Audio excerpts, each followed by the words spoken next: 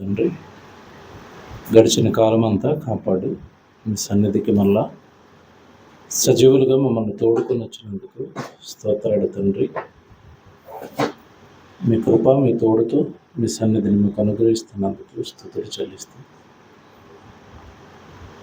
మిమ్మల్ని ఆరాధించడానికి, మీ గురించిన జ్ఞానం నేర్చుకోవడానికి వచ్చిన మీ పిల్లలందరినీ జ్ఞాపకం చేసుకున్నాం. వారి ఆత్మీయ జీవితాలకు అవసరమైన మాటలు మా అందరికి అందించమని క్రీస్తు వారి పరిశుద్ధమైన నామంలో ఈ ప్రార్థన అడుగుచున్నాము తండ్రి, ఆమె. పిల్లరా, చేరువచ్చి అందరికీ క్రీస్తు నామంలో శుభాలు వందనాలు తెలియజేస్తున్నాను. బైబిల్లో నుండి ఒక మంచి మాట ఉదయకాలంలో నేర్చుకున్నాం. కీర్తన గ్రంథం 119వ కీర్తన. అందరూ దయచేసి బైబిల్ తీసుకోండి. కీర్తన గ్రంథము 119వ కీర్తన 71, 72, 73 మూడు వచనాలు ఒకసారి మనం ధ్యానిద్దాం. కీర్తన గ్రంథము 119వ కీర్తన 71వ వచనం.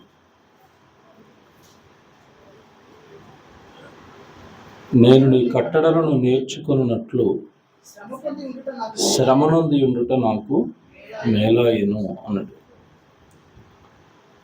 నీ కట్టడలను నేర్చుకున్నట్లు అన్నాడు.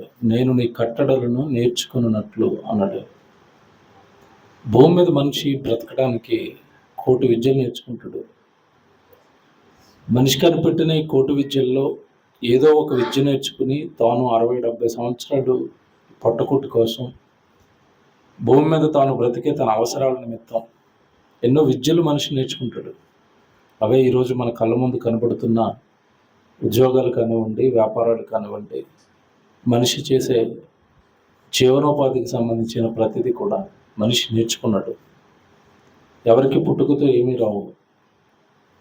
తనకు ఆసక్తి ఉన్న రంగాన్ని ఎంచుకుని మనిషి దాంట్లో నేర్చుకోవటం మొదలు పెడతాడు. ఈ విద్యను నేర్చుకున్న మనిషి 60-70 ఏళ్ళు బ్రతుకుతాడు. ఆ విద్యను అడ్డు పెట్టుకున్నో లేదంటే ఆ విద్య ద్వారానో మనిషి భూమి మీద బ్రతికినంతకాలం ఆ విద్యతో బ్రతకగలుగుతాడు. కానీ ఇక్కడ దేవుడు మాట్లాడుతూ కీర్తనకారుడు ద్వారా నేను నీ కట్టడలను నేర్చుకున్నట్లు అన్నట్టు. అంటే దేవుడు వాక్యం నేర్చుకోవటం అంట. చాలామందికి బైబిల్ అనగానే ఒక చిన్న చూపు. మత గ్రంథం అనుకునే వాళ్ళు ఉన్నారు, విదేశీ గ్రంథం అని చెప్పేవాళ్ళు ఉన్నారు. కనుక బైబిల్లో ఏముంటుంది అని ఒక చిన్న చూపు. కానీ బైబిల్ను నేర్చుకోవటం చాలా కష్టం అన్నది ప్రపంచంలో ఎవరికి తెలియని సంగతి. బైబిల్లో ఉన్న సంగతులు నేర్చుకోవటం చాలా కష్టం, అంతు చిక్కదు. ఒక పట్టాన జీవితం సరిపోదు, మనిషి యొక్క జీవితకాలం సరిపోదు బైబిల్ నేర్చుకోవడానికి. ఏముందండి నేర్చుకోవడానికి, చదివితే వస్తుంది కదా అనుకుంటారేమో. బైబిల్ను దేవుడు మానవుల చేతుల్లో పెట్టింది కేవలం చదువుకోవడానికి కాదు, వినడానికి కాదు, ప్రాక్టీస్ చేయడానికి పెట్టాడు. అంటే బైబిల్లో దేవుడు చెప్పిన ప్రతి సంగతి చేయడానికి ట్రై చేయాలి. అది నేర్చుకోవటం అంటే.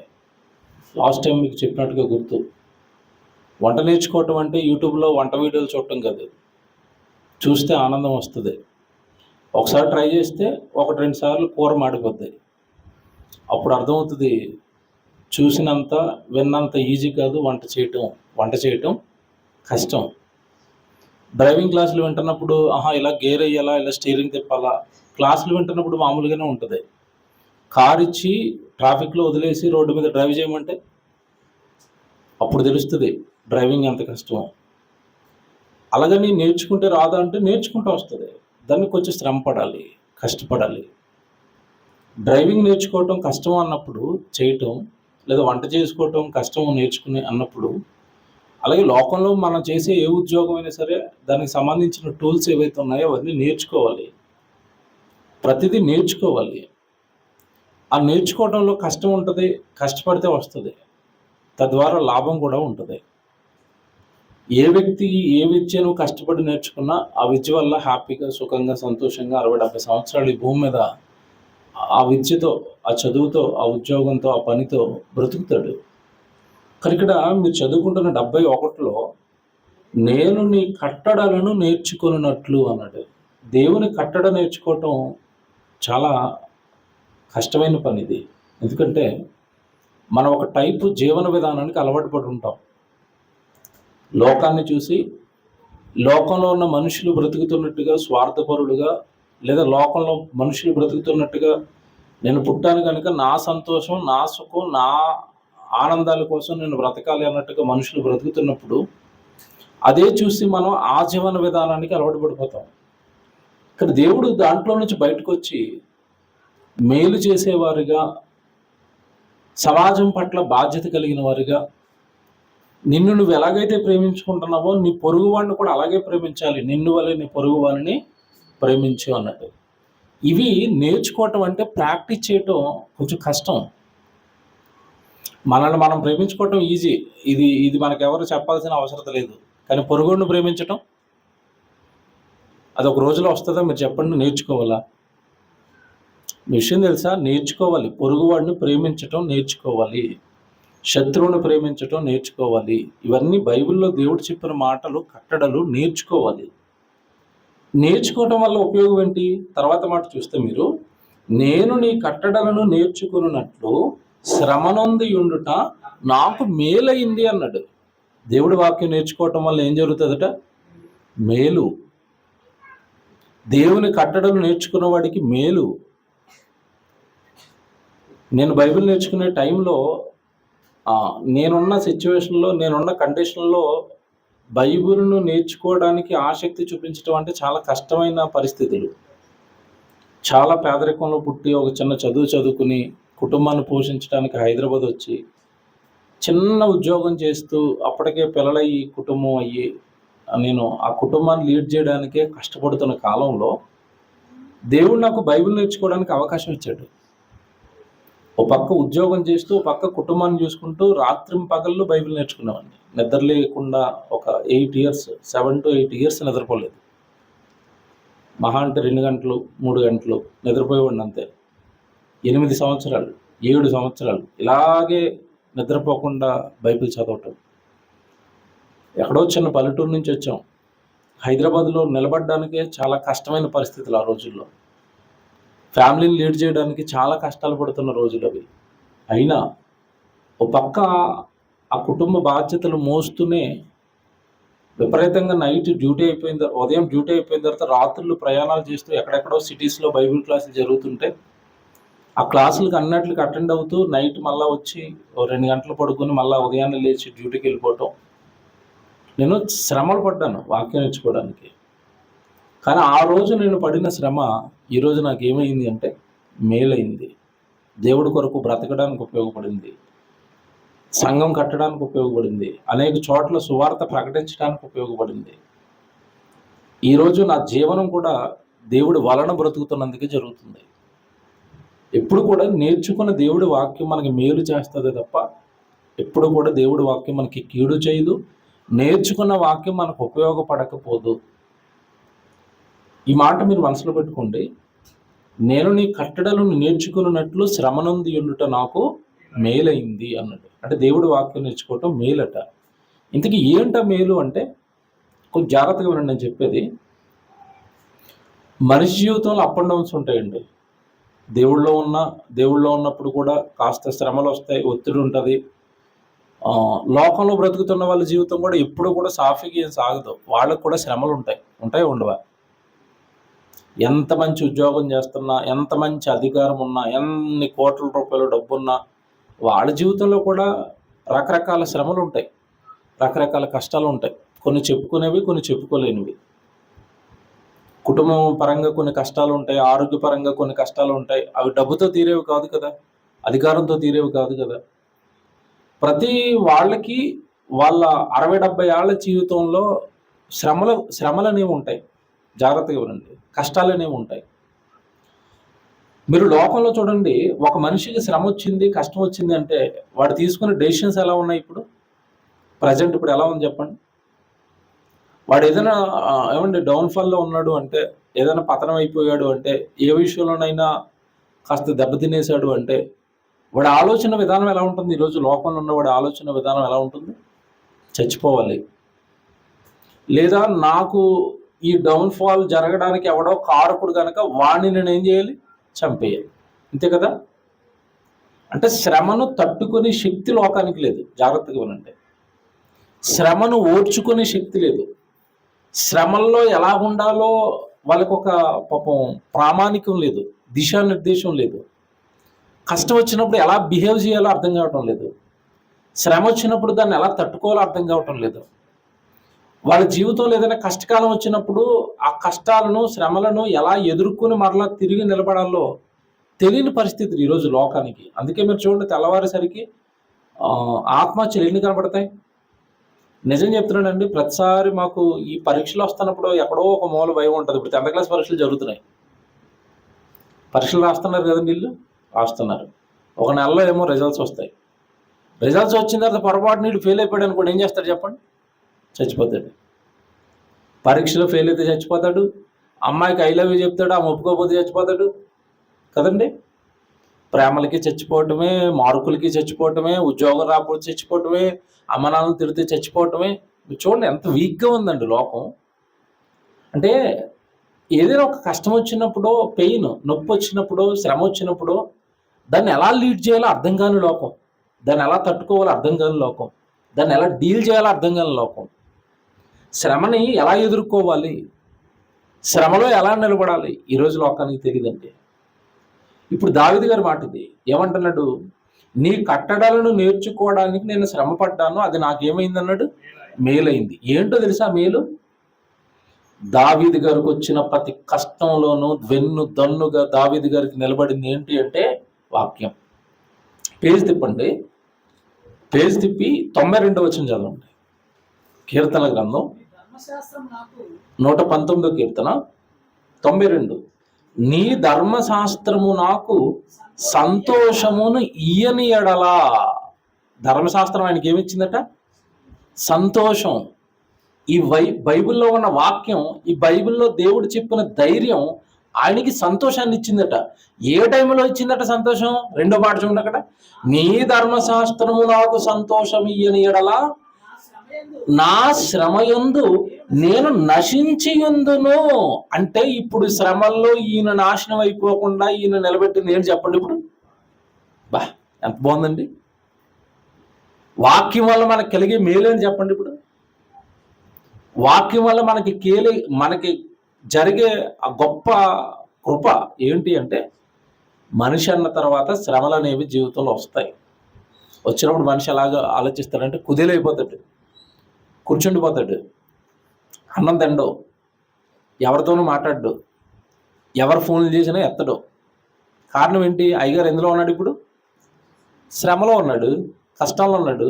కొంతమంది అయితే మొత్తం డిప్రెషన్లోకి పోతారు. ఇక నాకు ఇంకేమీ లేదండి, నా జీవితం అయిపోయిందండి, నన్ను ఇంకెవడో కాపాడలేడండి, నేను ఇంక బయటికి రాలేనండి, నేను సరిగా బతకలేనండి, ఇక నా కుటుంబం నాశనం అయిపోయిందండి, నా జీవితం నాశనం అయిపోయిందండి, అయిపోయిందండి. ఏమైపోయింది? అలా ఎవరు డిప్రెషన్లోకి వెళతారు? ఎవరు ఆ శ్రమను లీడ్ చేయలేకపోతారు? ఎవరు ఆ శ్రమను ఎదుర్కోలేకపోతారు అంటే ఏంటి తెలుసా? అక్కడ ధర్మశాస్త్రము నందు సంతోషించని వాడు శ్రమను ఎదుర్కోలేడు. వాక్యము నిన్ను సంతోషపరచలేనప్పుడు నీకు అది శ్రమ అవుతుంది. వాక్యం నిన్ను ఎప్పుడైతే సంతోషపరిచేంత స్థాయికి వాక్యం మీద నువ్వు బేస్ అవుతున్నావో అప్పుడు శ్రమలో నువ్వేమవ్వట? నేను నశించిపోకుండా ఆ వాక్యం నన్ను కాపాడింది. 92లో 2వ మాట, నా శ్రమయందు నేను నశించియుందును. శ్రమల్లో అందరూ ఆత్మహత్యలు చేసుకుంటున్నారు కదా, చచ్చిపోతున్నారు కదా, డిప్రెషన్లోకి పోతున్నారు కదా. నేను అలా వెళ్ళలేదు, నేను అలా నశించిపోలేదు శ్రమలో. కారణం ఏంటి? ఆ శ్రమల కాలంలోనట ధర్మశాస్త్రం ఆయన ఏం చేసిందట? సంతోషపరిచిందట. ఎంత బాగుందండి. మీకేం అర్థమైందో నాకు పిచ్చెక్కిపోయింది ఈ మాట చదువుకున్నప్పుడు. అంటే వాక్యం సంతోషాన్ని ఇస్తుందట ఎప్పుడు? శ్రమల్లో ఉన్నప్పుడు. లోకంలో ఉన్నవాడికి శ్రమల్లో ఉన్నప్పుడు సంతోషాన్ని ఇచ్చేది ఏముంది చెప్పండి? ఏముంది? ఆడికి ఏమీ లేక మోటివేషన్ క్లాసులకి వెళ్తాడు. ఆడు డబ్బులు కొట్టేయడానికి మోటివేషన్ క్లాసులు చెప్తాడు, క్లాస్కి 199 రూపాయలు అంటాడు, 4 సొల్లు మాటలు చెప్తాడు, పోవతలకి అంటాడు. ఆడు చెప్తున్నంతసేపు ఇడు గాలి కూడా ఉబ్బినట్టు అలా ఉబ్బిపోయి క్లాస్ అయిపోగానే మళ్ళీ అలా పేలిపోతాడు. మోటివేషన్ నాకు చాలా చిరాకండి ఆ మోటివేషన్ క్లాసులు అంటే. అలా లేపుతాడు, నువ్వేంటి సూపర్, నువ్వు తోపు అంటాడు. ఆడు చెప్తున్నంతసేపు అలా ఆకాశంలో ఉంటాడు, ఆడి క్లాస్ అయిపోగానే ఇలా పడిపోతాడు.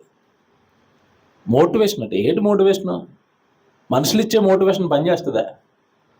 మనుషులు ఇచ్చే మోటివేషన్ నిలబడుతుందా? నేను చాలాసార్లు చెప్పాను, మనుషులు ఇచ్చే ప్రతిదీ కూడా తాత్కాలికం.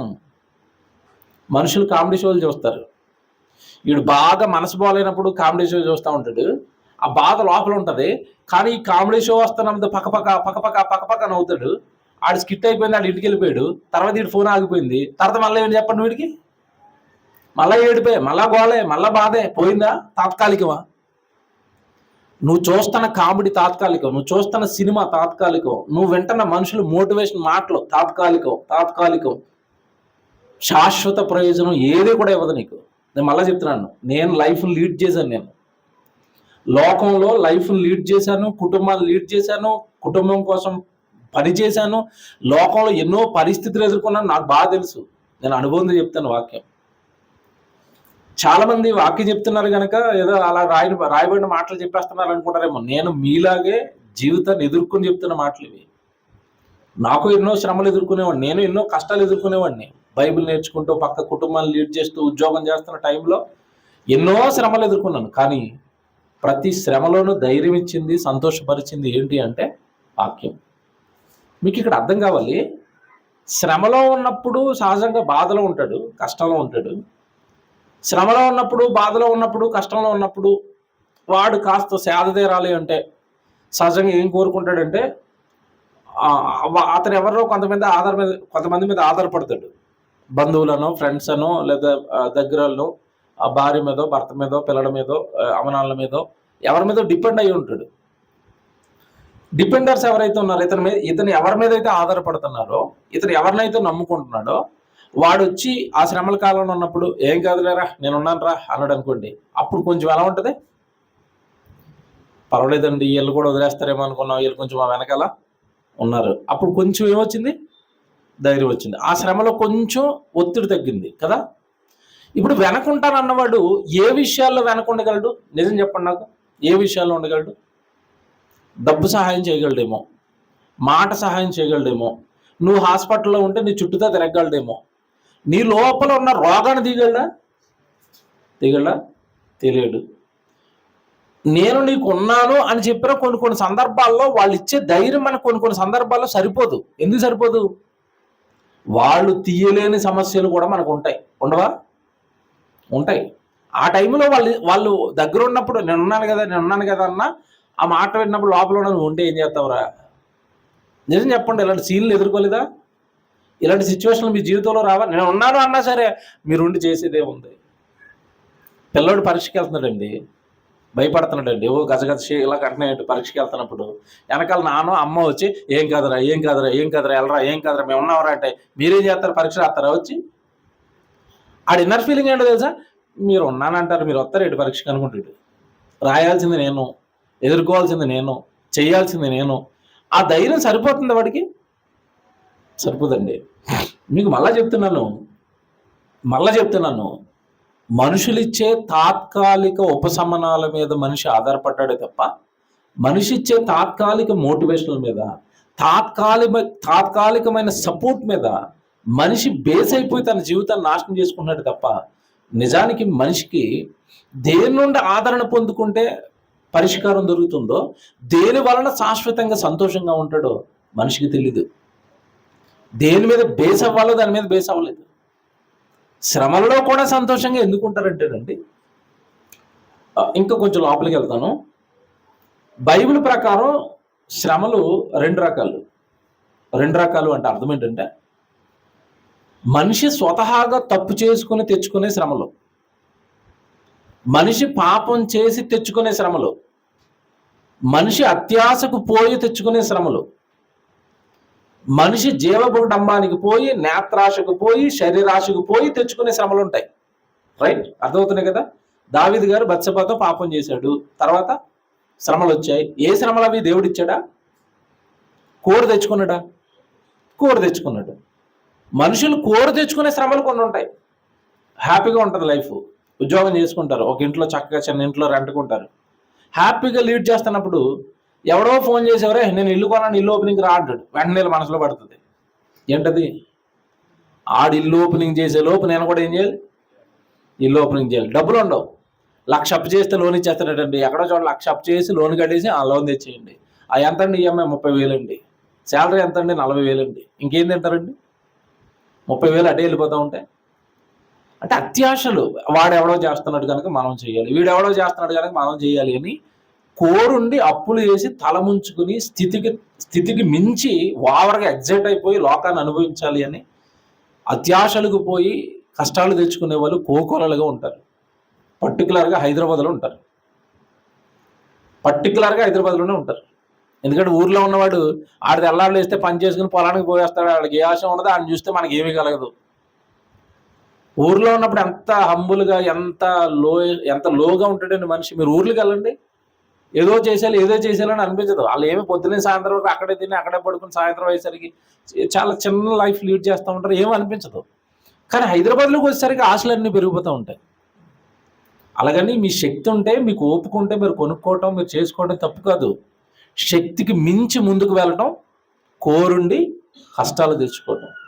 అలా కష్టాలు తెచ్చుకున్నవాడు, శ్రమలు తెచ్చుకున్నవాడు, బాధలు పడుతున్నవాడు నేను ఈ శ్రమలు దేవుడి వల్ల పడుతున్నానని కానీ, దేవుడు వలన ఈ శ్రమలు అనుభవిస్తున్నానని కానీ మనం చెప్పకూడదు. శ్రమ ఎప్పుడు రావాలి మనిషికి అంటే, బైబిల్ ప్రకారం క్రైస్తవుడికి శ్రమ ఎప్పుడు రావాలి అంటే, మత్తయి సువార్త చూడండి ఒకసారి, 5వ అధ్యాయం 10వ వచనం. మత్తయి సువార్త 5వ అధ్యాయం 10వ వచనం. మత్తయి సువార్త 5వ అధ్యాయం 10వ వచనం చదువుతున్నారు. నీతి నిమిత్తము హింసింపబడువారు ధన్యులు, పరలోక రాజ్యము వారిది. నా నామము నిమిత్తము జనులు మిమ్మల్ని నిందించి హింసించి మీ మీద చెడ్డ మాటలలో పలుకున్నప్పుడు మీరు ధన్యులు, సంతోషించి. ఎప్పుడు? అప్పులు పాలైపోయి బాధపడుతూ సంతోషించి ఆనందించడం కాదు. నా నామము నిమిత్తము, నా సువార్త నిమిత్తము మీకేదైనా శ్రమ ఎదురైతే, మీకేదైనా కష్టం ఎదురైతే అప్పుడు మీరు ఏం చేయాలట? సంతోషించండి. ఇందాక దావీదు గారు ఏమంటున్నారు అక్కడ? నీ ధర్మశాస్త్రము నాకు సంతోషం ఇయ్యని ఎడల నా శ్రమల యందు నేను నశించిపోదను. అంటే ఇప్పుడు శ్రమల్లో ఆయన ఏం చేస్తున్నాడు? సంతోషపడుతున్నాడు. శ్రమలలో సంతోషాన్ని ఇచ్చింది వాక్యము అంటే, ఆయనకు వచ్చిన శ్రమ ఏ శ్రమ చెప్పండి? అక్కడ చెప్పబడుతున్న శ్రమ ఏ శ్రమ? దేవుని నిమిత్తమైన శ్రమ. దేవుడి కొరకు ఆయన నిలబడినప్పుడు యుద్ధాలు చేయాల్సి వచ్చింది. చుట్టుపక్కల ఉన్న అన్ని రాజులు మీదకు వచ్చారు, మీకు తెలుసు కదండి. పక్కనే ఉన్న సౌలు తరిమాడు. చుట్టుపక్కల ఉన్న వాళ్ళు విరోధులుగా మారిపోయారు, చుట్టుపక్కల ఉన్న రాజ్యాలు. ఇవన్నీ దేవుని నిమిత్తమై ఆయనకు వచ్చిన శ్రమలు. జాగ్రత్తగా వినండి, దేవుని నిమిత్తమై ఆయనకు వచ్చిన శ్రమలు. ఇప్పుడు ఇది మీరు మనసులో పెట్టుకుని, శ్రమ వస్తున్నప్పుడు ధర్మశాస్త్రం నీకు ఆనందాన్ని ఇవ్వాలి అంటే, నువ్వు దేవుడి కొరకు బ్రతుకుతున్నప్పుడు నీకు వచ్చిన శ్రమ దైవ సంబంధమైన శ్రమ అయి ఉండాలి. లోక సంబంధమైన శ్రమల్లో ఉంటే నీకు వాక్యం ఆనందాన్ని ఇవ్వదు. ఎందుకు ఇస్తుంది? మందు ఒకటి, నీకున్న రోగం ఒకటే, పనిచేయదు. మళ్ళీ చెప్తున్నానే, అర్థమైందో లేదో ఉదాహరణ. డోలో టాబ్లెట్ దేనికి పనిచేస్తుంది? చెప్పండి? జ్వరానికి పనిచేస్తుంది, రైట్? వాక్యం సంతోషాన్ని ఇస్తుంది, శ్రమల్లో సంతోషాన్ని ఇస్తుంది. ఏ శ్రమకి సంతోషాన్ని ఇస్తుంది? దేవుని నిమిత్తమై నీకు వచ్చిన శ్రమలో సంతోషాన్ని ఇస్తుంది. ఉదాహరణ చెప్తాను ఒకటి. ఏదో దేవుడికి బలమైన కార్యం చేసావు, కొంచెం అప్పు అయిపోయావు, అప్పు వల్ల బాధపడుతున్నావు. అప్పు వల్ల బాధపడుతున్నప్పుడు బైబిల్ చదివితే బైబిల్ నీకు ఏమిస్తుంది? ఎలా ఇస్తుంది సంతోషాలంటే, నాకు ముందరి తరాల్లో చాలా మంది ఇలాగ అప్పుల బాధలతో ఉన్నారు కదండి దేవుడి నిమిత్తం. లేరా? బైబిల్లో ఉన్నారు. భక్తులకి రాలేదా అప్పులు ఆర్థిక ఇబ్బందులు రాలేదా? పౌలు గారికి అంతా ఏంటి చెప్పండి, ఏ ఇబ్బందులు ఆయనకి? ఆర్థిక ఇబ్బందులు. నువ్వు దేవుడి నిమిత్తం ఏదో ఒకటి చేసి ఆర్థిక ఇబ్బందులు పడుతున్నప్పుడు పౌలు గారి జీవిత చరిత్ర చదివావు అనుకోండి, అప్పుడు ధర్మశాస్త్రం వాక్యం నీకు ఏమిస్తుంది? మీకు అర్థమవుతుంది కాంటెస్ట్? ఇలా కాకుండా నువ్వు లోకంలో ఏదో ఇల్లుకో పొలానికో బంగారం పెద్ద లావు చేయనోడు లోపలే వేసుకుని అప్పు అయిపోయి బాధపడుతున్నావు, అప్పుడు ధర్మశాస్త్రం నీకు సంతోషాన్ని ఇస్తుందా? చాలా మందికి తెలియదండి, వాక్యాన్ని ఎలా అప్లై చేసుకోవాలో తెలియదు, రూట్ తెలియదు. రూట్ అప్లై చేసుకునే రూట్ కూడా తెలియాలి. ఎందుకు చాలామందికి వాక్యం పనిచేయదు, వాక్యం అర్థం కాదంటే అసలు అక్కడ కాంటెస్ట్ తెలీదు, ఎవరికి సంతోషాన్ని ఇస్తుందో తెలీదు, ఎందుకు సంతోషం ఇస్తారో తెలీదు, ఎప్పుడు ఇస్తుందో కూడా తెలీదు. మళ్ళీ చెప్తున్నాను, దేవుడి వాక్యాన్ని హృదయంలోకి తీసుకొని దేవుడి వాక్యానుసారంగా నువ్వు బ్రతుకుతున్నప్పుడు మ్యాక్సిమం దేవుడు నిన్ను చుట్టూతా కంచె వేసి కాపాడుతాడు. అయినా నిన్ను దేవుడు శోధనలకు అప్పగించినప్పుడు నువ్వు ఏ పాటి విశ్వాసంలో ఉన్నావో నిన్ను పరీక్షించడానికో దేవుడు నీకు శ్రమను అలవ చేస్తే భక్తులకు ఆ శ్రమ వచ్చినప్పుడు కూడా సంతోషంగానే ఉన్నారట. దానికి కారణమట వాళ్ళకి సంతోషాన్ని ఇస్తున్నదట వాక్యం. ఎందుకు ఇచ్చింది వాక్యం సంతోషాన్ని అంటే, బైబిల్లో మాట చదివిస్తాను మీకు, కొంచెం జాగ్రత్తగా చదవాలి, ఇది అర్థం చేసుకోవడం కష్టం. పేతురు గారు రాసిన మొదటి పత్రిక రండి. పేతురు గారు రాసిన మొదటి పత్రిక రండి. ఈ పత్రిక గురించి మీకు చిన్నపాటి అవగాహన ఉండాలి. ఇది యెరూషలేములో సంఘానికి హింస వచ్చిన తర్వాత చెదిరిపోయిన వాళ్ళకి రాశాడు. యెరూషలేములోని సంఘానికి హింస వచ్చింది. అపోస్తుల కార్యాలు 8వ అధ్యాయంలో హింస వచ్చి అక్కడి నుంచి కొంతమంది చెదిరిపోయారు. యెరూషలేం నుంచి చాలా ప్రాంతాలకి. ఆ ప్రాంతాలకి చెదిరిపోయిన వాళ్ళు చెదిరిపోయిన ప్రాంతాల్లో కూడా సువార్త చేస్తున్నారు. వాళ్ళు దేవుడి కోసమే బ్రతుకుతున్నారు వాళ్ళు. సో వాళ్ళకు వచ్చిన శ్రమలలో వాళ్ళని ధైర్యపరచడానికి పేతురు గారు రాసిన పత్రిక ఇది. ఓకేనా? ఎందుకంటే ఇప్పుడు పేతురు గారే కదా యెరూషలేం సంఘాన్ని లీడ్ చేసేవాడు. యెరూషలేం సంఘానికి పెద్ద ఈయనే కదా. సో యెరూషలేము నుంచి వాళ్ళందరూ చెదిరిపోయారు కనుక వాళ్ళని ధైర్యపరచడానికి వాళ్ళకి రాసిన పత్రిక ఇది. పేతురు గారు రాసిన పత్రిక అనగానే మీకు ఇలాంటి అవగాహన ఉండాలి. ఇప్పుడు ఆ శ్రమలలో అంటే దేవుడు సువార్త నిమిత్తమై వాళ్ళకి శ్రమలు వస్తున్నప్పుడు శ్రమని ఎలా తీసుకోవాలి, శ్రమని ఎలా అర్థం చేసుకోవాలో చెప్పడానికి ఈ పత్రిక రాశాడు. రాస్తూ 6వ వచనమే చూద్దాం. 6వ వచనం అందరు తీసుకోండి. మొదటి పత్రిక 1వ అధ్యాయం 6వ వచనం. ఇందువలన మీరు మిక్కిలి ఆనందించుచున్నారు, కానీ అవసరమును బట్టి నానా విధములైన శోధనల చేత ప్రస్తుతమున కొంచెము కాలము మీకు దుఃఖము కలుగుచున్నది. వీళ్ళకి ఏం కలుగుతుందట? దుఃఖం కలుగుతుంది, సువార్త నిమిత్తమైన బాధ మీకు కలుగుతుంది అన్నట్టు. 7వ వచనం. ఎందుకు కలుగుతుందో తెలుసా మీకు? ఎందుకు కలుగుతుందో తెలుసా? అక్కడ పైన ఒక పదం ప్రయోగించాడు. ఏంటి? అవసరమును బట్టి. ఆ మాట చూసారా? అవసరమును బట్టి నానా విధములైన శోధనల చేత ప్రస్తుత కాలము కొంచెము మీకు దుఃఖము కలుగుచున్నది. అంటే ఇప్పుడు క్రైస్తవ జీవితానికి అవసరాన్ని బట్టి శోధనలు, శ్రమలు అవసరమా? అవసరమే. దేనికి అవసరం? శ్రమ దేనికంటే అవసరం? లోకంలో చిన్నప్పటి నుంచి బాగా కష్టాలు పడుతూ ఎదిగిన వాడు భవిష్యత్తులో వాడికి ఏదైనా కష్టం వచ్చింది అనుకోండి, పెద్దగా ఏమైనా షేక్ అయిపోతాడా? పెద్దగా ఏమైనా ఫీల్ అయిపోతాడా? ఫీల్ అవడం. కారణం ఏంటి? వాడు పైకి వచ్చిందే దేంట్లోంచి వచ్చాడు? కష్టాల నుంచి వచ్చాడు. సో కష్టాల్లోంచి వెళ్ళిన వాడు ఒక దెబ్బ తగిలిన తట్టుకుంటాడు. సో దేవుడు కూడానండి క్రైస్తవ జీవితాన్ని పూలబాట చేయలేదు. నానా విధములైన శోధనలు అవసరాన్ని బట్టి దేవుడు మీకు ఎలా చేస్తాడు? శోధించేవాడు అపవాది. వాడు మీ దగ్గరికి ఎలా చేస్తాడు? కారణం ఏంటంటే మీరు రాటు తేలిపోవాలి. దేవుళ్ళలో శ్రమను ఎదిరించే శక్తి మీరు సంపాదించాలి. శ్రమల్లో దేవుడి కొరకు నిలబడే శక్తి మీరు సంపాదించాలి. శ్రమలలో దేవుడి నామాన్ని కనపరిచే శక్తి మీరు సంపాదించాలి. ఎందుకంటే లోకం శ్రమ వస్తే అల్లాడిపోద్ది, శ్రమ వస్తే చచ్చిపోద్ది, శ్రమ వస్తే దేవుడిని వదిలేస్తారు వాళ్ళు. శ్రమ వస్తే దేవుడు లేడు, దెయ్యం లేదు వాళ్ళకి. అడిగి శ్రమ రాగానే మందు బాటలు పడేసుకుంటాడు వెళ్ళి. ఎందుకు తాగుతున్నారంటే ఏం చెప్తాడు? మీరు లోకంలో చూసారా డ్రామా అంటాను ఇది నేను. ఆడికి బాగా కష్టాలు ఉన్నాయనుకోండి, మందు తాగుతాడండి. మందు తాగుతున్నావు అని అడగండి, ఎందుకు తాగుతున్నారా మందు అంటే ఏమంటాడు? కష్టం వచ్చింది మందు తాగుతున్నాడు అంటాడు. పార్టీ చేసుకున్నప్పుడు కూడా ఏం తాగుతాడు? అప్పుడు ఎందుకు తాగుతున్నావు అని అడగండి. సంతోషించడానికి తాగుతున్నాడు అంటాడు. ఒరే సంతోషించడానికి మందు తాగుతున్నప్పుడు అది బాధ ఎలా తీరుస్తుంది? ఈ డ్రామా ఆడుతున్నాడని అర్థం. హాయిగా నిద్రపోవడానికి పెగ్గేసేస్తున్నాడని అర్థం. బుర్రలో మత్తుకు అలవాటు పడిపోయాడని అర్థం.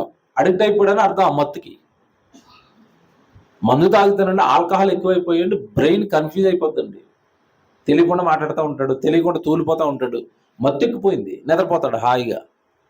సంతోషం అది కూడా ఒక రకమైన సంతోషం, ఆనందమే. లోకంలో ఉన్న మనుషులు శ్రమ వస్తే రకరకాల మార్గాలు, మందు తాగేస్తాను, లేదంటే చచ్చిపోతాను, లేదా ఏదో చేస్తాను, అది చేస్తాను, రకరకాలుగా ఆలోచిస్తుంటే ఇప్పుడు దేవుడు చెప్తాడండి, అసలు శ్రమ మీకు ఎందుకు వస్తుందో తెలుసా? అవసరాన్ని బట్టి మీకు శ్రమ వస్తుంది. క్రైస్తవుడికి ఎందుకు వస్తుందో తెలుసా? 7వ వచనం చెప్తాడు. ఇప్పుడు నశించిపోవు సువర్ణము అగ్ని పరీక్ష వలన శుద్ధపరచబడుచున్నది కదా. ఆగండి, ఇక్కడ నశించిపోవు సువర్ణము అంటే, సువర్ణము అంటే బంగారం. బాగా వినాలి, ఇది బంగారం నశించిపోయేది, కరిగిపోయేది, మట్టిలో కలిసిపోయేది. నశించిపోయే సువర్ణమట అగ్ని పరీక్ష వలన ఏమవుతుందట? శుద్ధపరచబడుతుంది. అంటే అర్థం తెలుసా?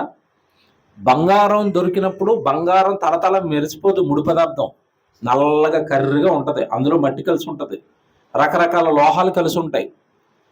ఆ ముడి పదార్థాన్ని పట్టుకెళ్ళి అగ్నిలో వేసి కాల్చగా కాల్చగా కాల్చగా కాల్చగా కొద్ది రోజులకి కొన్ని ఏమంటారు దాన్ని పద్ధతులు, కొన్ని స్టేజ్లు దాటుకున్న తర్వాత అందులో ఉన్న ముడి సరుకు బంగారం కానిదంతా బయటకు వచ్చేసి చివరికి బంగారం మిగులుతుంది. అంటే బంగారం బయటికి రావాలి అంటే ఏం చేయాలి? బంగారాన్ని, ముడి పదార్థాన్ని ఏం చేయాలి? కాల్చాలి. ఏమండి, ఎంత హీట్ ఇస్తారంటే అంత హీట్ ఇచ్చి కాలుస్తారు. బంగారం కరిగిపోవాలి. బంగారం బిస్కెట్లు చూస్తారు కదా మీరు, బిస్కెట్ ఎలాగైంది? అది భూమిలో బిస్కెట్ దొరికింది అనుకున్నారా? బిస్కెట్గా దొరకదు భూమిలో బంగారం. ముడి పదార్థంగా దొరికితే దాన్ని కరగబెట్టి కరగబెట్టి కరగబెట్టి ద్రవ పదార్థంగా మార్చేసి బిస్కెట్ లాంటి దాంట్లో వేస్తే అప్పుడు అది బిస్కెట్గా గడ్డగట్టిపోతాయి. అలా వచ్చింది బంగారం. బంగారం రావాలంటే కాల్చాలి. బంగారం రావాలి అంటే కాల్చాలి. దేవుడికి సరైన విశ్వాసి రావాలి అంటే శ్రమ రావాలి. అప్పుడు తేలుతుంది కథ ఏంటో. కథ ఏంటో ఎప్పుడు తేలుతుంది తెలుసా? నువ్వు దేవుణ్ణి నమ్ముతున్నావా, నమ్మటం లేదా? నువ్వు దేవుని యందు విశ్వాసం ఉందా లేదో నీకు కానీ నాకు కానీ ఎప్పుడు కన్ఫర్మ్ అయిపోతుంది తెలుసా? నీకు నాకేం రావాలి? శ్రమ. ఒక ఉదాహరణ చెప్పనా? ఆర్ఎస్ఎస్లు ఎవరైనా 2 కత్తులు వేసుకొని కింద మెట్ల దగ్గర నిలబడి, ఎవడొస్తాడో 2 గుడికి మీ సంగతి చెప్తారని నిలబడ్డాడు అనుకోండి, కత్తి అట్టుకుని అక్కడ బైబిల్ అట్టుకుని ఎవరు వస్తారు? చేయొద్దండి. ఎవరు వస్తామండి? బైబిల్ పట్టుకుని పైకి చర్చికి వెళ్తే మిమ్మల్ని కొడతాం, తిడతాం. లేదు, కత్తి వరకు వద్దు, కర్ర అట్టుకుని నిలబడ్డాడండి. 2 దెబ్బలు వేసినా పర్లేదండి, ఇప్పుడు ఆరాధన చేసుకుంటానని ఎవరు వస్తారు పైకి? చెప్పండి, ఎవరు వస్తారు? శ్రమ వచ్చినప్పుడు తేలుతుంది మనలో భక్తి ఉందా లేదా. ఆ శ్రమల గుండా నీ భక్తిని దేవుడు ఏం చేస్తాడు తెలుసా? పరీక్షిస్తాడు. శ్రమ నీ విశ్వాసానికి పరీక్ష, శ్రమ నీలో ఉన్న భక్తికి పరీక్ష, శ్రమ నీలో ఉన్న దేవుడి పైన నీకున్న నమ్మకానికి పరీక్ష. అబ్రాహాం గారికి ఎందుకు పరీక్ష చెప్పండి? అబ్రాహాము, నన్ను ప్రేమిస్తున్నావా, నన్ను విశ్వసిస్తున్నావా? అవును ప్రభా, ప్రేమిస్తున్నాను, విశ్వసిస్తున్నాను. అయితే నీ కొడుకుని ఇస్తావా? ఏమన్నాడు? వద్దు బాబు, కొడుకుని అడిగితే అలాగే ఇస్తాను బాబు, దేవుడిని నమ్మటం అంటే ఏదో అది ఇస్తావు ఇది ఇస్తావు అని నమ్మాను, కానీ నువ్వు అడిగితే నేనెందుకు వస్తాను బాబు నీ దగ్గరికి అన్నాడా? ఏమడిగినా ఇస్తాను. పరీక్ష. నిలబడ్డా? పాస్ అయ్యాడా? పాస్ అయ్యాడు. సో మీకు ఏమర్థమవుతుంది? ఒక వ్యక్తికి దైవ సంబంధమైన శ్రమ వస్తుంది అంటే, ఈ మాట నేను చెప్పే మాట బాగా అండర్లైన్ చేసుకోండి.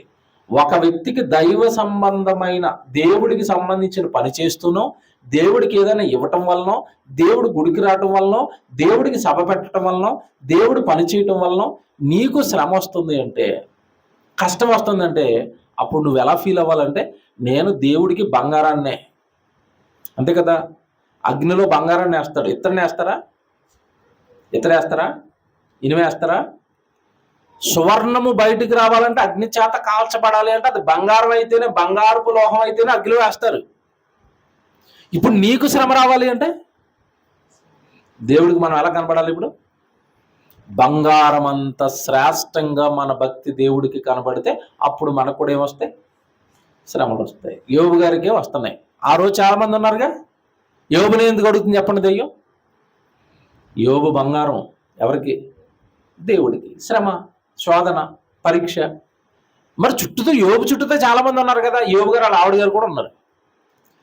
దేవుడు యోబు గారు, ఎవరు దెయ్యం యోబు గారిని వదిలేసి యోబు గారు వాళ్ళ ఆవిడని పట్టుకుంది అనుకోండి, అనుకుందాం. ఆవిడ ఏమైపోయింది చెప్పండి ఒక దెబ్బకే?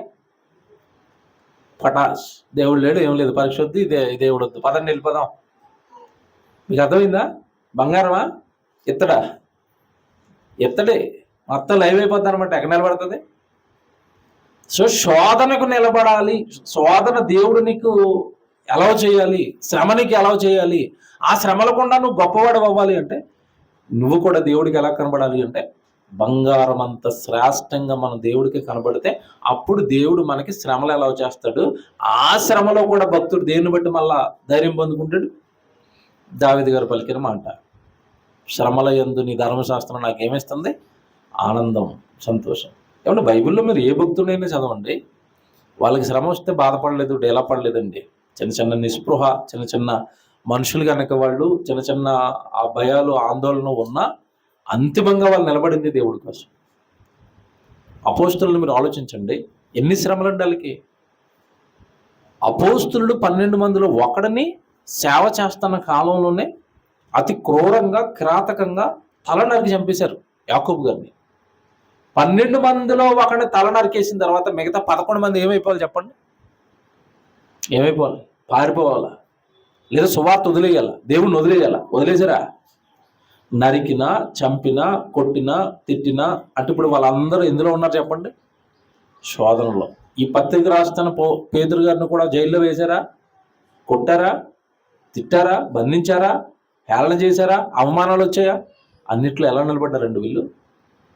ఏంటి వీళ్ళ ధైర్యం అంటే ఇందాక మీరు చదువుకున్న మాట 119వ కీర్తనలో 92వ మాట, నీ ధర్మశాస్త్రము నాకు సంతోషం ఇయ్యని ఎడల శ్రమల యందు నేను నశించిపోదును.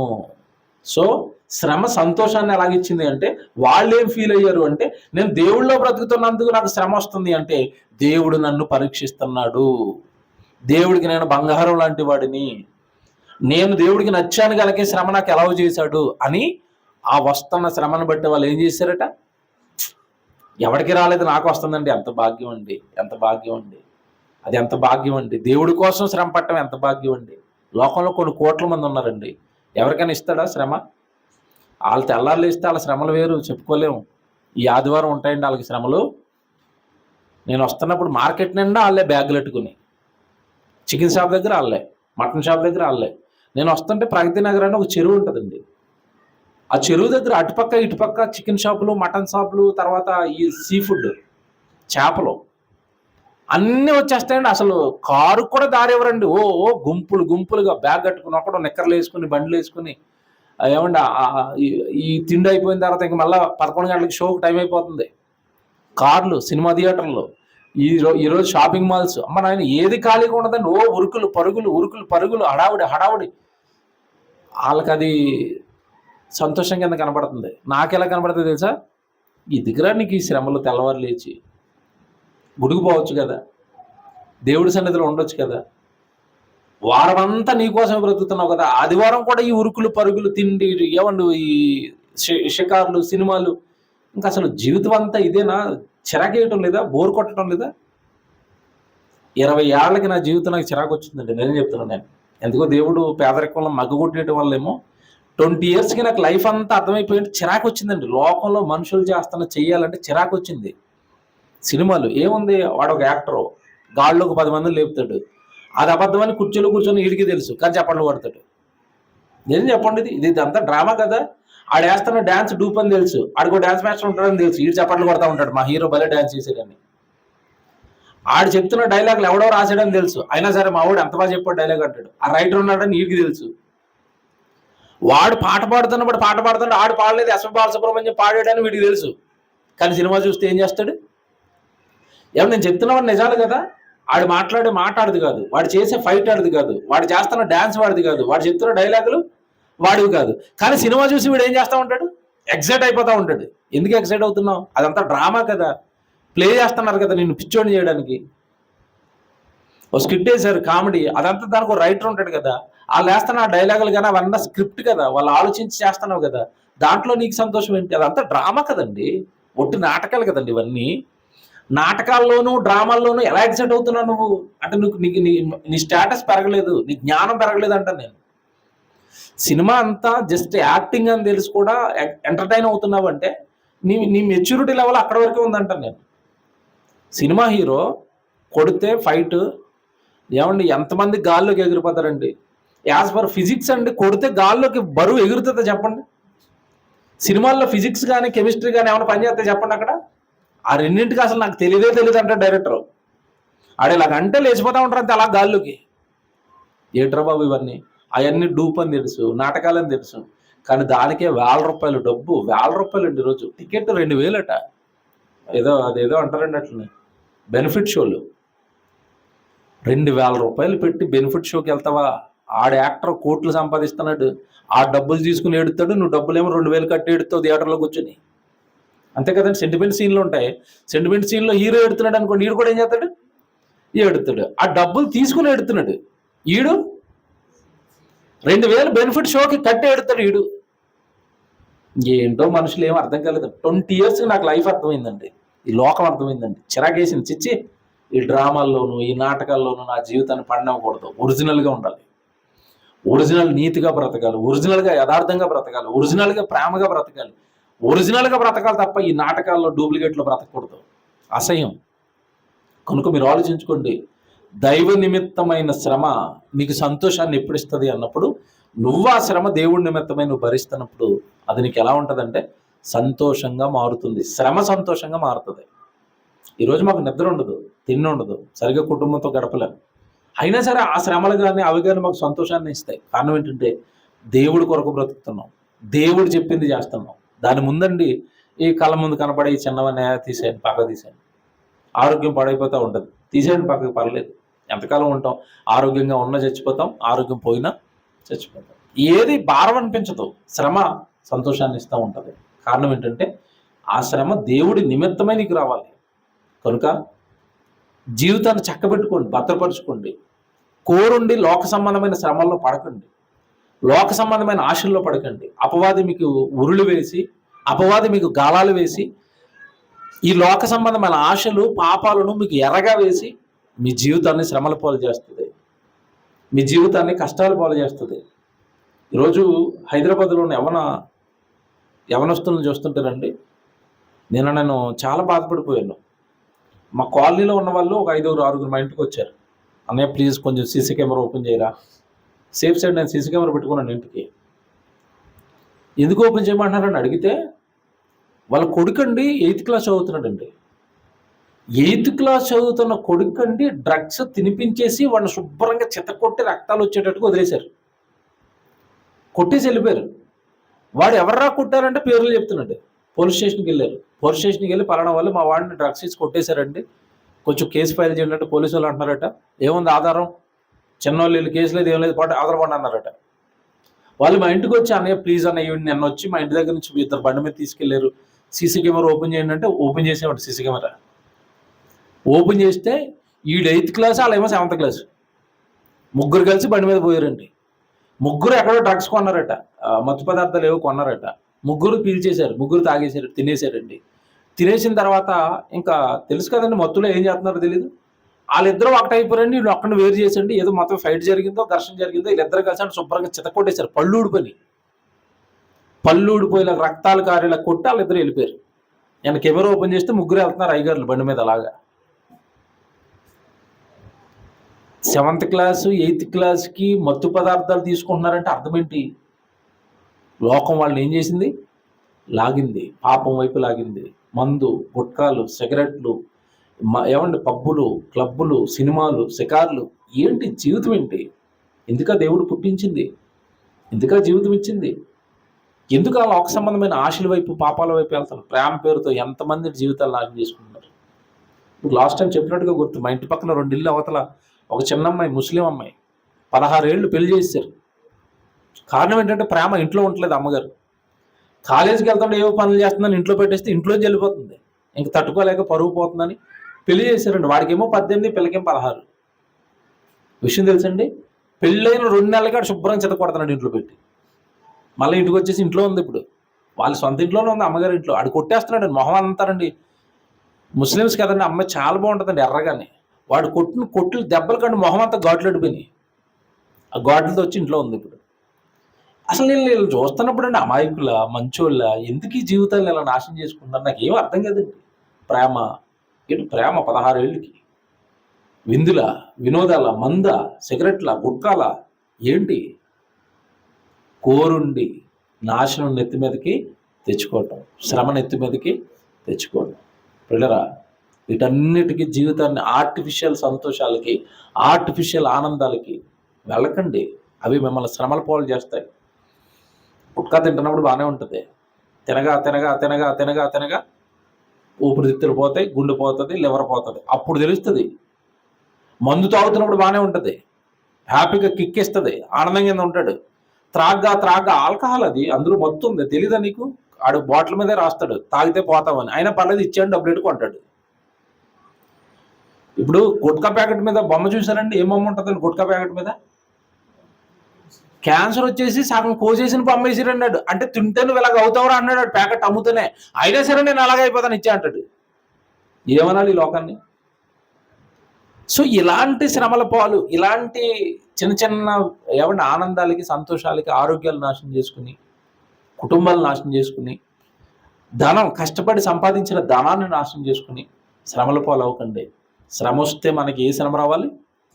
భక్తిగా బ్రతుకుతూ, దేవుడికో ఏదో ఇచ్చో, దేవుడు మీటింగ్ పెట్టో, దేవుడి కోసం దూరం ప్రయాణం చేసో, దేవుడి కోసం ఆరోగ్యాన్ని ఖర్చు పెట్టో, దేవుడి కోసం ఈ దేహాన్ని ఖర్చు పెట్టో, దేవుడి కోసం ఏదైనా మన కష్టార్జితాన్ని ఖర్చు పెట్టో, మనం శ్రమ పడుతున్నప్పుడు ఆ శ్రమలో మనం సంతోషంగానే ఉంటాం. కారణం వాక్యం మనకి ఏమిస్తుంది? సంతోషం. కనుక ఏ శ్రమ మీరు పడుతున్నారు, ఏ శ్రమలో ఉన్నప్పుడు, ఇప్పుడు లోకంలో వాక్యాన్ని ఎలా అప్లై చేసుకోవాలో తెలియక మీకు శ్రమల్లో ఉన్నారా, దేవుడు మీకు సంతోషాన్ని ఇస్తాడు. వాళ్ళకి ఎందుకు ఇస్తాడు? ఆడు త్రాగేసి త్రాగేసి త్రాగేసి మంచాన పడిపోయి కిడ్నీలు పోయి శ్రమ పడుతున్నాడు. ఆడికి వాక్యం సంతోషాన్ని ఇస్తుందా? ఇప్పుడు మీరు చెప్పండి, ఇస్తుందా? ఏం కాదు, నీకు దేవుడు తోడుగా ఉన్నాడంటే. ఎక్కడున్నాడు? కిడ్నీలు పోయి అంటాడు ఆడు. కిడ్నీలు ఎందుకు పోయినరా? దేవుడు పోగొట్టాడా? నువ్వు పోగొట్టుకున్నావా? నువ్వు పోగొట్టుకున్నావు. మీకు అర్థమవుతుందా? శుభ్రంగా అప్పులు చేసి నరకయాతన పడితే ఎందుకురా శ్రమలు పడుతున్నావు అంటే, అప్పుల వల్ల శ్రమ. ఎవడు చేయమన్నట? దేవుడు చేయమన్నట? ఉన్న దాంట్లో తృప్తిగా ఉండమన్నట? మీకు అర్థమవుతుందా? వాడికి ఇవ్వదు వాక్యం సంతోషం. అలా చెప్తున్నాడు, వాడికి ఇవ్వదు, మీకు ఇస్తుంది. మీకు ఇస్తుంది వాక్యం సంతోషం, నాకు ఇస్తుంది వాక్యం సంతోషం. కారణం ఏంటంటే జీవితం దేవుడికి ఇచ్చాం కనుక. లోక సంబంధమైన శ్రమల వైపు మేము వెళ్ళలేదు, ఆ పాపాల వైపు మేము వెళ్ళలేదు, నేరాల వైపు మేము వెళ్ళలేదు. మనకి ఏ శ్రమ వచ్చినా సరే దేవుళ్ళలో ఉన్నాం కనుక దేవుడి వాక్యం మనకి ఆటోమేటిక్గా సంతోషాన్ని ఇస్తుంది. 50 లక్షలు కావాలి స్థలం కొనడానికి, అందరం వేసుకుంటే 30 లక్షలు వస్తున్నాయి. 20 లక్షలు అప్పు చేయాలి. ఒక ఇంత వెళదాం ముందుకి దేవుడు ఉన్నాడు, వెళదాం ముందుకి దేవుడు ఉన్నాడు, వెళదాం ముందుకి దేవుడు ఉన్నాడు అంటే అది ఒక ఇంత శ్రమలోకి వెళ్తున్నాను నేను. నెలకి 1000 రూపాయలు ఈఎంఐ కట్టాలి. అయినా సరే ధైర్యం చేసి దేవుడు ఉన్నాడులేండి, ఏ దేవుడు చూసుకుంటాడులేండి అని ఒక అడిగి వేసాను. అప్పు చేశాను, లోన్లు తీసుకున్నాం. ఇప్పుడు అప్పు చేసి లోన్లు తీసుకుని ఆ లోన్ కట్టడానికి నేను శ్రమ పడుతున్నప్పుడు నేను ఏమైనా బాధ వస్తుందా? నాకు ఎందుకు ఈ శ్రమ అనిపిస్తుందా? అనిపించదు. ఆ శ్రమ నాకు సంతోషాన్ని ఇస్తుంది. ఎలా ఇస్తుంది తెలుసా? ఇప్పుడు అంత డేర్ చేసి అప్పు చేసి స్థలాన్ని కొనబట్టే అక్కడ మందిరం కట్టబడుతూ ఉంటుంది, అక్కడ సేవ జరుగుతూ ఉంటుంది. నాకు వచ్చిన శ్రమలో నేను మందిరంలో జరుగుతున్న సేవను చూస్తే ఆ శ్రమ ఏమైపోతుంది చెప్పండి? పోయిద్ది కదండి. అక్కడ సొంత మందిరం ఉండి అక్కడ కార్యక్రమాలు జరుగుతుంటే నేను ఈఎంఐ కడుతున్నప్పుడు నాకు వచ్చే శ్రమ కింద ఉంటుంది, నాకు అనిపించదు. మీకు అదే చెప్తున్నాను, దేవుడి కోసం మనం ఏ శ్రమ అనుభవిస్తున్నా దానివల్ల వచ్చే ఫలాల కాలం ముందు కనబడతాయి కనుక ఆ శ్రమ మనకి ఎప్పటికీ శ్రమగా అనిపించదు. 20 లక్షల అప్పు, నో ప్రాబ్లం, శ్రమ పడదాం. ఒక 5 సంవత్సరాలు, 6 సంవత్సరాలు, 10 సంవత్సరాలు, నో ప్రాబ్లం. దేవుడి కోసం శ్రమలు పడదాం, వెళ్ళిపోతున్నాం శ్రమల్లోకి, నో ప్రాబ్లం. శ్రమ సంతోషమే, అప్పు సంతోషమే. కారణం అది మన సుఖభోగాల కోసం చేసుకునే అప్పు కాదు, దేవుడి కోసం చేస్తున్నాం. ఎంత ఆనందం కింద ఉంటుంది, ఎంత సంతోషం కింద ఉంటుంది. కనుక దేవుని పిల్లలారా, మీకు ఒక విషయం చెప్పనా? మనం కట్టుకుని ఈఎంఐలు ఉంటాయి. నిజం చెప్పండి, నేను సంతోషంగా ఈఎంఐ కడుతున్నాను అన్న వాళ్ళు చేయొద్దండి. కారు కొన్నప్పుడు సంతోషంగా కొంటామండి. ఏముందండి కారు ముందు ఈఎంఐ ఏముందండి అని అనుకుంటాం. కారు తెచ్చిన 2 నెలలకే ఎందుకు తెచ్చామరా బాబు ఇది అనిపిస్తుంది. నిజం, కారు సంతోషాన్ని ఇవ్వదు, ఈఎంఐ బాధ పెడతా ఉంటుంది. ఇంట్లో మీరు ఒక సెల్ ఫోన్ కొనుక్కున్నారంటే సహజంగా 20,000 15,000 ఎనఫ్. కానీ ఆడెవడో బొమ్మ, యాపిల్ బొమ్మ ఉంటుంది వెనకాల, ఆడు కొన్నాడు. ఇంకా ఆ బొమ్మ చూసి మనకి లాగేసింది. ఏంటి? యాపిల్ 50,000 60,000 70,000 80,000 పెట్టి కొనేసాం. నెలకు వచ్చేసరికి 5,000 ఈఎంఐ వచ్చేస్తుంది. 2 నెలలు బాగానే ఉంటుంది, 2 నెలలకి ఇది బోర్ కొట్టేద్దండి. అది ఫోనే ఇది ఫోనే ఏముందండి? ఏముంది దాంట్లో స్పెషల్? ఏదైనా ఫోనే. హలో అంటే హలో, వాట్సాప్, యూట్యూబ్. ఏం చేస్తాం ఇందులో? దీన్ని పట్టుకునేదే తక్కువ, దీంతో మనకు ఉపయోగం ఉండేది అతి కొద్దిగా. దానికి ఎన్ని వేల రూపాయలు ఖర్చు పెట్టడం ఎందుకు? యాపిల్ ఫోన్ కొన్నప్పుడు ఉన్న సంతోషం ఈఎంఐ కట్టేటప్పుడు ఉంటుందా అంటున్నాను నేను. ఎలా కనిపిస్తూ ఉంటుంది అది? భారంగా ఎందుకు కొన్నావరా ఇది? పోనీ ఎవరికైనా అమ్మేద్దామంటే తర్వాత మీరు చెప్పండి ఎలా ఉంటుంది తెలుసా? అమ్మలేము, వాడలేము. ఒకవేళ అమ్ముదాం అనుకున్నావు అనుకోండి, నువ్వు 80,000 కొంటావు, ఆడు 40,000కి ఇస్తావా అంటాడు. మీరు కారు అమ్మండి, కొత్త కారు కొన్నప్పుడేమో లక్షల్లో పెట్టుకుంటాం, మనం రిటర్న్ అమ్ముదాం అన్నప్పుడు దానికి సగం తగ్గించి అడుగుతూ ఉంటాడు. అమ్మలేము, ఈఎంఐ కట్టలేము, మనకి ఎందుకురా ఈ బాధ అన్నట్టు ఉంటుంది. నేనేం చెప్తున్నాను, అదే దైవ నిమిత్తమైన శ్రమ ఏమిస్తుంది తెలుసా? సంతోషాన్ని. నేను నా జీతం చాలా తక్కువ అండి, ఇంటరెంట్ కట్టేవాడిని. మా పిల్లలు చాలా చిన్నపిల్లలు, మా పిల్లలు వాళ్ళకి పాలు ఇవి కొంచెం హాస్పిటల్ ఖర్చులు ఇవి చాలా విపరీతంగా ఉండేది, టైట్ అయిపోయేది, జీతం సరిపోయేది కాదు. కానీ ఆ టైంలో కూడా నేను ఇలా జేబీఆర్సీ నడిపించేవాడిని లింగంపల్లిలో. ఒక హాల్ రెంట్కి తీసుకుని నడిపించేవాడిని. అప్పట్లో హాల్ రెంట్ అంతంటే 1500. నా జీతం రాగానే మొదట నేను రెంట్ కట్టాలి, ఆ 1500 హాల్కి రెంట్ కట్టాలి. వారం క్లాసులు జరిగేవి అందులో. 1500 రెంట్ కడుతున్నప్పుడు ఇంటి రెంట్ కడుతున్నప్పుడు బాధ కింద ఉండేది. ఆ చర్చికి రెంట్ కడుతున్నప్పుడు మాత్రం ఎలా ఉండేదంటే, ఇక్కడ నేను దీన్ని హాల్ని మెయింటైన్ చేయడం వల్ల కొత్త వాళ్ళు వచ్చి ఏమింటున్నారు? వాక్యం వింటున్నారు. అది సంతోషాన్ని ఇచ్చేది, అది ఆనందాన్ని ఇచ్చేది. సో దేవుడి నిమిత్తమైంది, నువ్వు దేవుడు అర్థమైతే ప్రతిదీ సంతోషంగా ఉంటుంది. లోక సంబంధమైన ప్రతిదీ మనల్ని ఏం చేస్తుంది అంటే బాధ పెడుతూ ఉంటుంది. కనుక మనకు వచ్చే శ్రమ, ఇందా మీరు చదువుకున్నారు కదా మత్తయి 5:10, మత్తయి సువార్త 5:10 ఉన్న మాట, దేవుడు కోరిన శ్రమ, నువ్వు అనుభవించవలసిన శ్రమ, నీకు రావలసిన హింస, నీతి నిమిత్తము హింసింపబడువారు ధన్యులు, పరలోక రాజ్యము. అంటే నీకు ఆ శ్రమ వచ్చినప్పుడు ఏంటి సంతోషం అంటే, నేను ఈ శ్రమ పడుతున్నాను కనుక దేవుడు నాకు ఏమిస్తాడు? పరలోకం ఇస్తాడు. కారు కొన్నావు, ఈఎంఐ కడుతున్నావు, పరలోకం వస్తుంది అనిపిస్తుందా? యాపిల్ ఫోన్ కొని ఈఎంఐ కడుతున్నావు, పరలోకం వస్తుంది అనిపిస్తుందా? దేవుడికి ఏదైనా కొని ఈఎంఐ కడుతున్నావు, ఏమనిపిస్తుంది మనకి? దేవుడికి కడుతున్నావు, మనకేమొస్తుంది? పరలోకం వస్తుంది. నీతి నిమిత్తము హింసింపబడువారు ధన్యులు. వినరా,